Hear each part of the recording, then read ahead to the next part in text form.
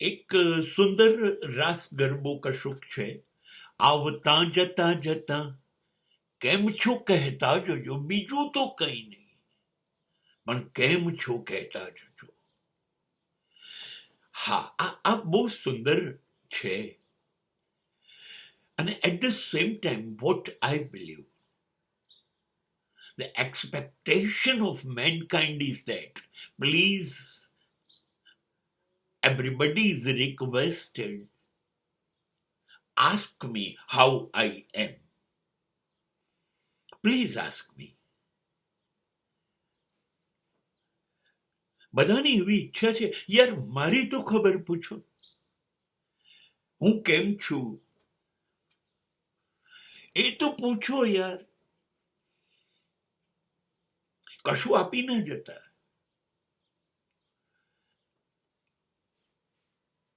કશું ના આપતા, પણ ખાલી હું કેવી રીતે જીવું છું, હું જીવું છું કે નથી જીવતો, મારી ઈચ્છાઓ શું છે, મને શું ગમે છે, એ તો કરો. કરેક્ટ. હા, આ સમાજની વાત છે. when you are living in the world, when you are living in the society, it will be your natural expectation that not someone but everybody must ask me how I am. Please take care of me, at least by asking that. But when you are entering the spiritual world,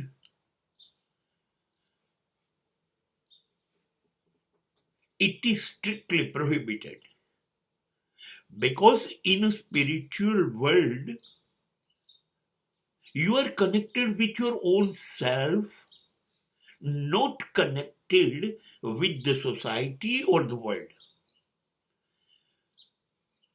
You're totally disconnected with the world. There is no attachment to anybody or any person of the world.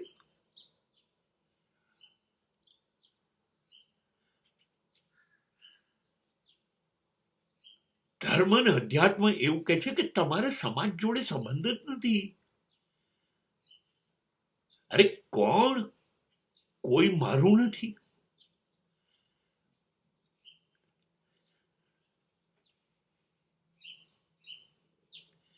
ये दुनिया ये महफिल मेरे काम की नहीं. તો પછી મારા કામની જ નથી આ દુનિયા. તો આ દુનિયા મને પૂછે કે કેમ છો, મજામાં છો, અને મારે એક વધુ વખત જૂઠું બોલવું પડે, હા મજામાં છું. શું ખરેખર મજામાં છે દરેક જણ? બધાને ખબર છે કે કોઈને મજા નથી, અને છતાંય કોઈ પૂછે ત્યારે મારે કહેવું પડે કે હું મજામાં છું.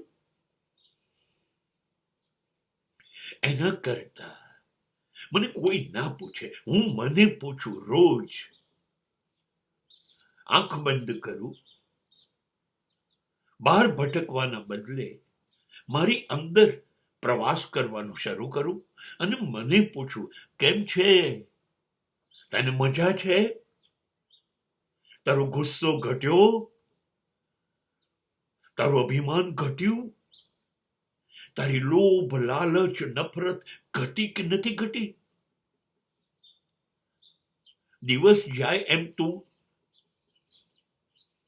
સુધર્યો કે નથી સુધર્યો, કે હજી એવો ને એવો હલકટ છું? તું તારાથી સુખી છું કે તું તારાથી દુઃખી છું?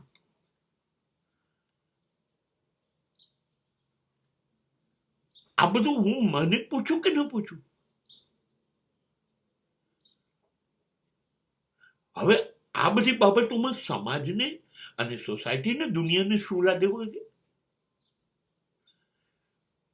એ તો ખોટો સવાલ પૂછશે ને હું ખોટો જવાબ આપીશ. એના કરતા હું મારી જાતને પૂછું અને મારી જાત મને જવાબ આપે કે યસ, હું ગઈકાલ કરતા આજે મને વધુ ગમતો થયો કે હવે હું ગઈકાલે હતો એ સારો હતો, આજે હું સારો નથી? આ હું મને પૂછું, સમાજ મને પૂછે અને હું જવાબ આપું, એ તો જિંદગી જીવવાનો રસ્તો જ ખોટો પકડાયો.